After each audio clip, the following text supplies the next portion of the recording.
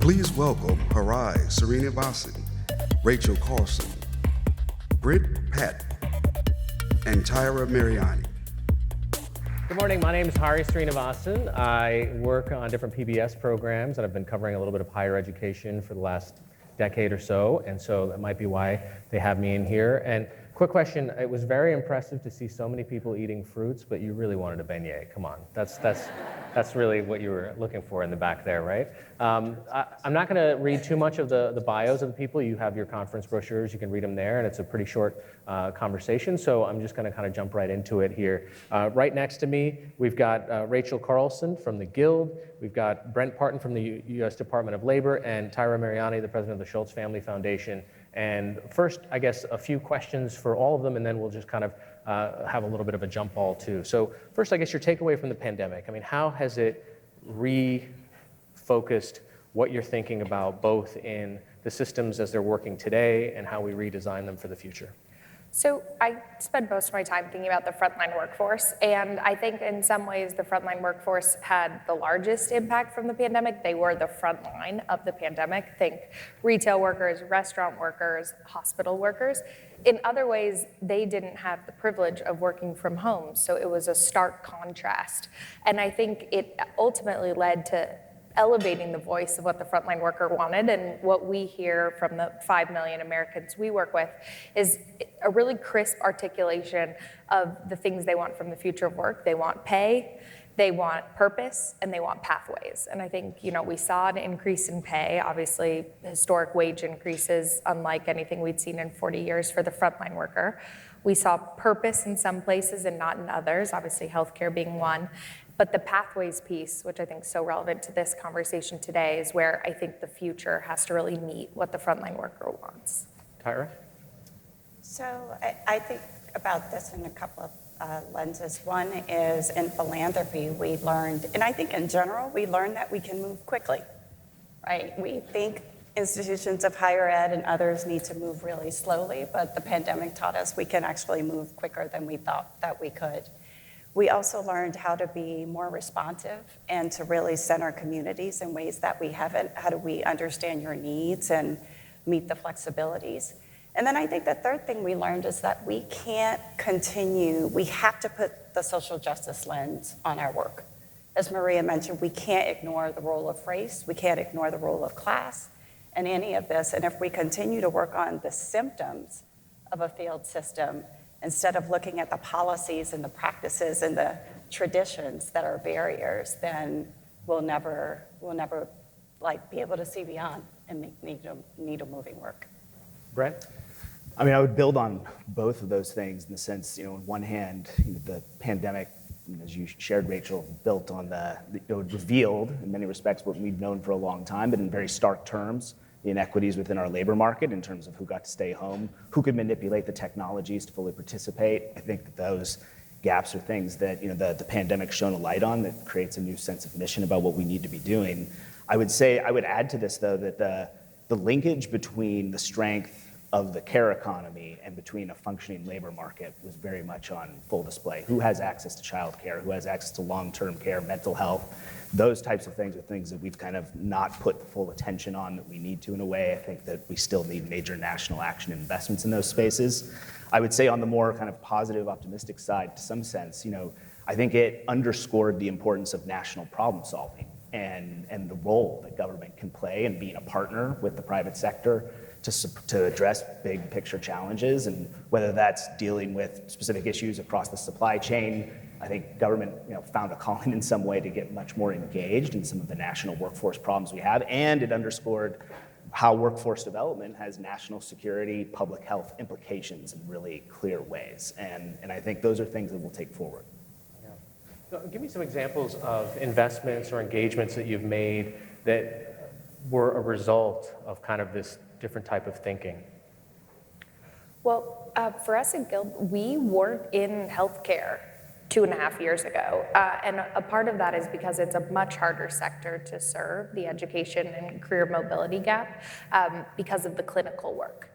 So having most of the employer partners we work with have 50 state strategies, they need national solutions. And when you're talking about a national solution for medical assist or nursing, it's a pretty complicated question. The pandemic forced us to say, okay, now's the time to do this, because healthcare employers were lining up at our door saying, we're in a labor crisis. We have to address this issue. So we've entered that vertical, and it's now our fastest growing. We've launched a number of hospital systems and payers, but it really forced us to think differently with the universities and learning providers that we work with to say, how can we have a 50-state solution? And the real revelation that's come out of that is we actually need congressional action or some sort of regulatory change, because it is too hard for organizations to train healthcare workers across multiple states today. So it's led to a really, really great reveal of a bunch of issues, and now we've got to figure out how to solve them. Okay, so I'm going to bounce to you, Brent. I mean, so how do we tackle that, not just at a 50-state, but a national strategy, and then make sure that that comes down into something that people can feel, because at a local hospital or a local employer level, they are facing this labor crisis. Yeah, so I mean, I think on one hand, labor markets are regional, local problem solving remains core to everything. That shouldn't be a cop-out for a lack of national action. And I think for a long time we've thought, oh, solutions need to be local, and particularly from the government perspective, we're a funder, we're a regulator, and we're kind of hands off. I think that the pandemic demonstrated that we actually have a much more active role to play in helping facilitate the type of local action that's needed, but at the same time, being a partner in innovations that scale. And there are pockets of things that are working. You see partnerships between industry, labor, education institutions that are overcoming those issues in every local community across the United States. The question is, how do we see more of it? How do we replicate it? And so one of the things that we've been trying to do is create the space to convene partners that can be partners in scale. Again, industry associations and groups, our labor partners across various different sectors. Those have been key to engage, to bring local communities along, to actually try to scale programs of work. So I do think that there's a key role the government has to play in the convening space on that front. It has to get out of the way when it needs to and let those industry partners lead. But again, can't be afraid to engage in a way that, I think go to the point around where we've seen the critical nature of a lot of these industry sectors, that we know we have to take action because of national importance. So Tyra, what kind of investments have you made, or what did you figure out that you could do faster? Well, early on in the pandemic, we figured out that we could get basic needs like cash assistance to communities, and we were doing it, lots of us were doing it faster than the government could. And so I think that's a clear sign of doing something faster. And we've also, in the context, we started investing in national service at the pandemic, where initially it was about helping communities because we weren't seeing the same kind of volunteers because of COVID, folks couldn't be out. And then we started seeing states and local communities that wanted to innovate around using service as a pathway to upright mobility. And I think that's also really exciting, because if you think about the win-win of how do we serve communities, but how do we expose adults and young people to better wage earning jobs and use an existing infrastructure to do that, that's the kind of momentum and innovation we've seen in this space in the last couple of years. One of the statistics that Maria was talking about earlier really kind of hit home, which is the trillions of dollars of lost potential when it comes to a lack of equity in just the country today, and how devastating that is when it comes to all of the lost potential talent, but also opportunity that isn't making it out there. And I'm wondering, these past couple of years, there were at least two conversations. There was one about the pandemic, and there was one about what was happening in the streets. And from your different vantage points, what changes do you see in the education space that you think you can contribute to?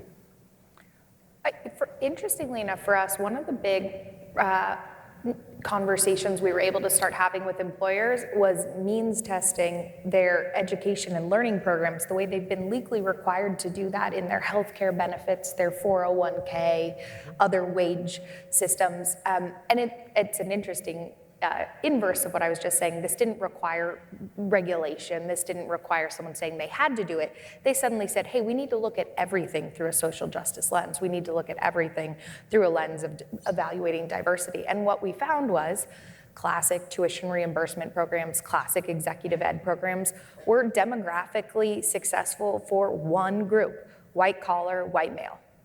And that's really limiting. And so being able to open up that conversation to then track the data of which programs are actually driving equitable access to career mobility, which programs are actually driving and creating opportunity to acquire skills for all of your workers suddenly became relevant. And as companies started making commitments to increase the diversity of their workforce, they realized, oh, our workforce is actually quite diverse. It's just unequally diverse. Our front line represents the American populace. Our middle management and upper echelons don't. And so then suddenly career mobility, skills acquisition becomes a part of that strategy. And so the conversation of the last 2.5 years about race has been really powerful in driving some of those policy changes.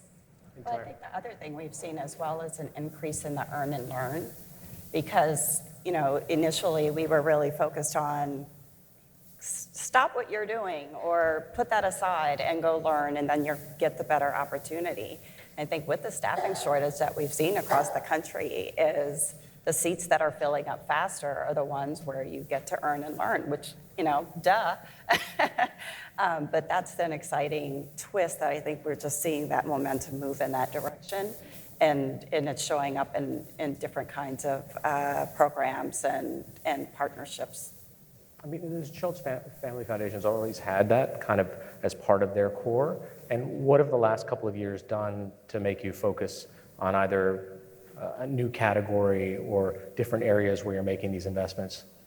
Well, I think one of our learnings from the early days of doing the 100K Coalition is, and where we're really pivoting, is it's not just about getting a job. We did work with Burning Glass, now Burning Glass Institute, that told us that half of our young people who were getting entry-level jobs moved on to higher wages, and the other half didn't. There's a churn that happens. And we also learned that employers really make a difference. We have work underway that is really thinking about, so what happens when you invest in education, and what happens if you have mentorship? Like, who's actually seeing results? Who's actually seeing higher earning wages, mobility data that we think about? So we're both thinking about how do you move beyond that entry-level job to a pathway job as part of our conversation, and what's the role of employers? Well, we know what the role is, but how do we really start to shift and learn what employers are doing that really makes a difference? We have a lot of data around inputs. We don't have a lot of data around outputs, and so that's where our investments are going as well, to help measure what's really working and what's not. Brent, Rachel said something interesting, is that a lot of times there are regulations in place of things that employers have to do anyway. How do you get, how do you sort of create incentives for employers to be measuring this as well? I think that, I'll put it this way, at the Department of Labor, we have kind of two big picture missions. One is to make sure that we're protecting workers and making sure that bad actors aren't taking advantage of folks. The other is to support opportunity and invest in really making sure that folks have pathways to good jobs. I think that a very keen focus on the latter, helping reinforce the former, I think has been key. So when we talk about issues around job quality, and we look across our, Maria mentioned legacy systems, whether that's our workforce system, whether that's Job Corps, whether that's our registered apprenticeship system, what we're trying to do is take a holistic view across this and say, let's make sure these systems that invest significant resources in training, that can be significant access points talent for employers, are being connected to the employers that are actually there and wanting to invest in their workers, wanting to invest in the mentorship, provide the earn and learn opportunities, and let's reward the employers that are doing the right things. And I think that's gonna take time. That's been an effort that for us, that's about centering those systems on equity from a perspective. To us, job quality is equity. And what we want to ensure is that, again, we're not just focused on landing someone in a job, but we're building very intentional partnerships with business and labor that are gonna lead to good quality jobs. Now that's a good thing that helps those employers compete that are making the investments, doing the right things up front. And for us, that's a shift because frankly, we measure sometimes short-term outcomes. But when we look across our regulations or things we need to do, how can we reinforce that even outside of the strategic partnerships? How do we build that into legislation, regulation to reward folks that are working in really productive ways with employers that can provide long-term outcomes? To try to be a bit optimistic, I want to just have all of you also look and tell us about what is working. I mean, when you look at the different spaces, what have you kind of learned on the kind of the healthcare space that you just got into, but also across the other things that you've been focused on? What is working when it comes to tackling all of these different challenges that we've been talking about? I think the fundamental thing that we're seeing the most innovative employers embrace as a truth that I imagine everybody in this room believes, but not enough managers around the country believe, is that opportunity is not equally distributed, but talent is. And I think there are plenty in this room who've said that many times. It takes an innovative employer, and it often takes innovative leadership to actually embed that culturally within a company. And how I look at it is we work with a lot of companies that have warehouse workforces. We've all read in the news about where that goes wrong and what a grueling job that can be, but there's also a lot of employers who are making that a stepstone into jobs that are, salaried, middle-class wages, et cetera. And I think that paradigm of our employers embracing a belief that the talent within their workforce is capable of more than whatever the first job they got at the company is really the difference. I think there's some Walmart folks here today, but they continue to amaze me. We've seen over 5,000 folks in their organization move from retail roles into taking healthcare education training programs to move into healthcare roles at Walmart. That's how we're going to solve the healthcare crisis, is by helping cashiers, which is a job that's predicted to, decline pretty significantly over the next 10 years, translate those folks and the skill set and the competency of customer service into allied healthcare, which is bedside manner.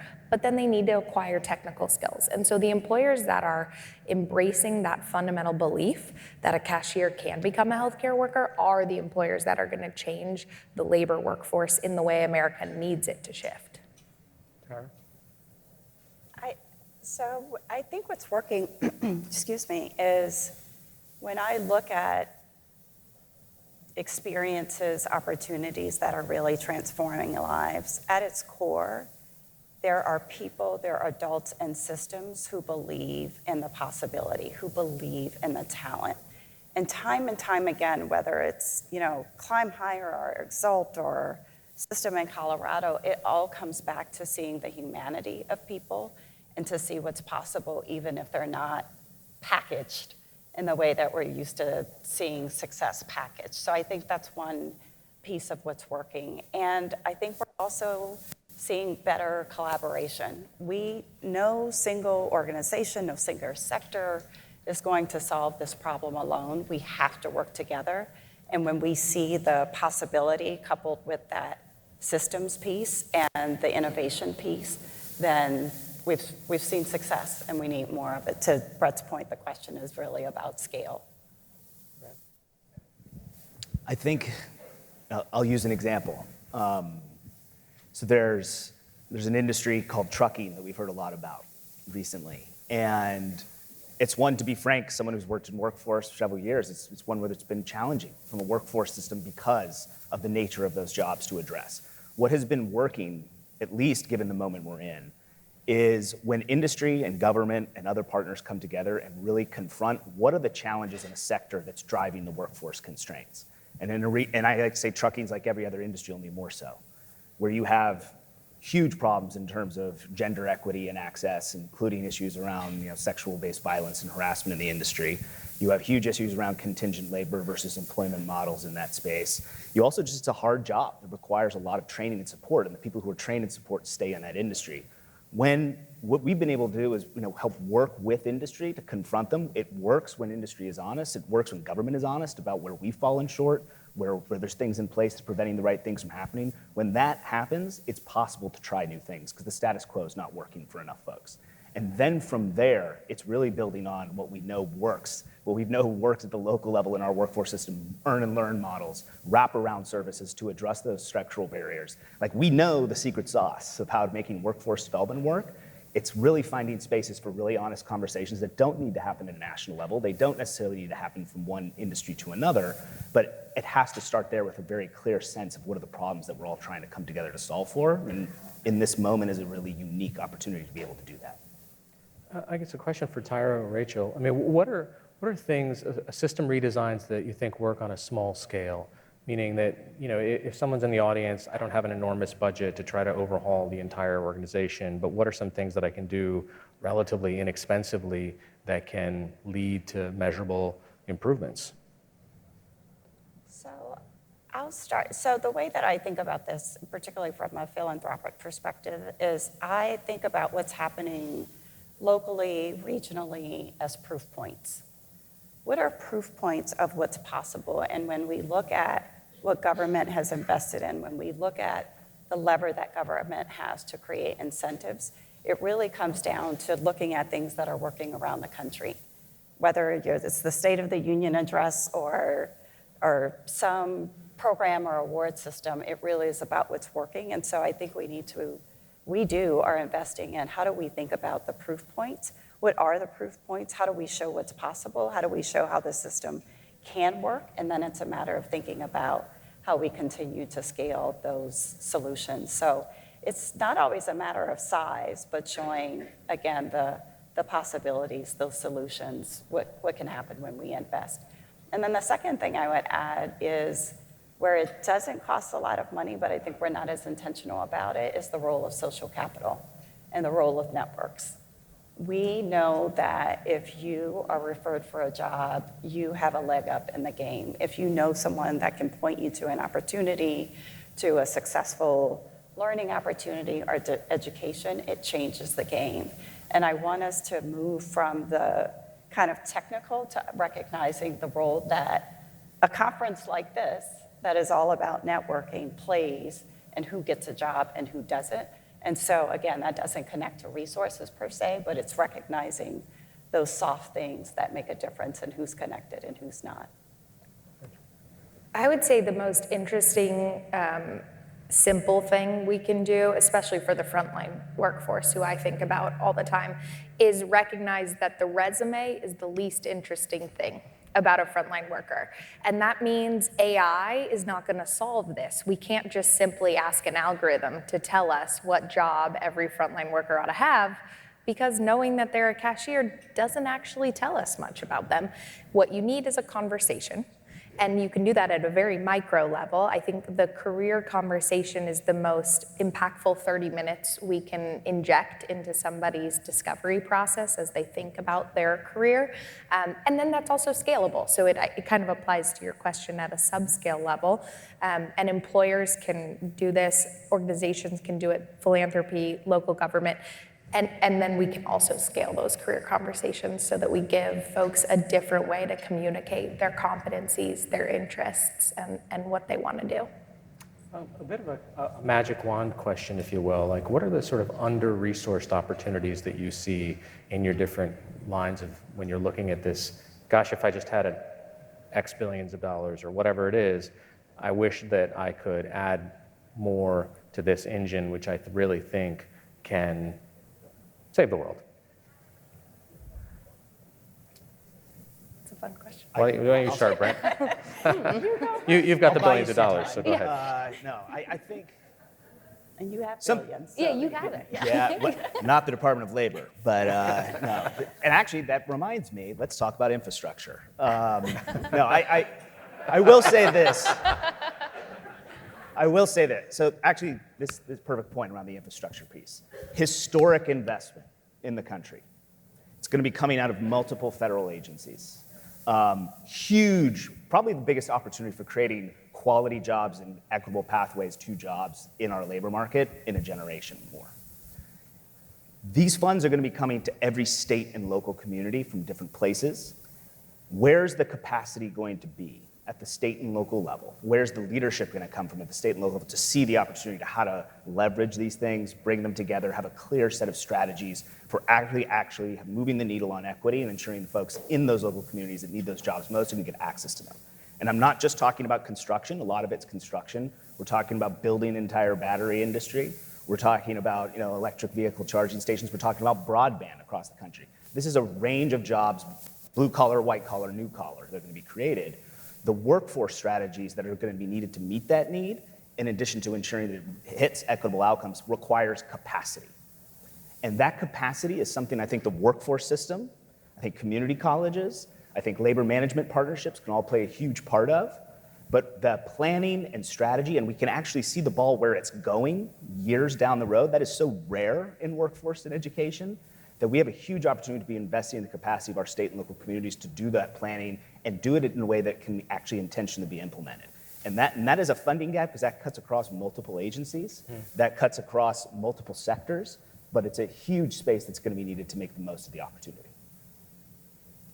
I think, so having billions, going back to the theme of this conference, I would reimagine systems. Like, forget the tinker, forget the tweaks.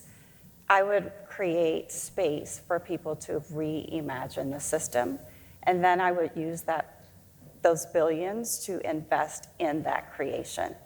And I think we have to step away. We have to stop thinking about how to fix and how to disrupt and how to build anew. And I know that's easier said than done, because these systems have been around for a very long time and they're meant to work a certain way.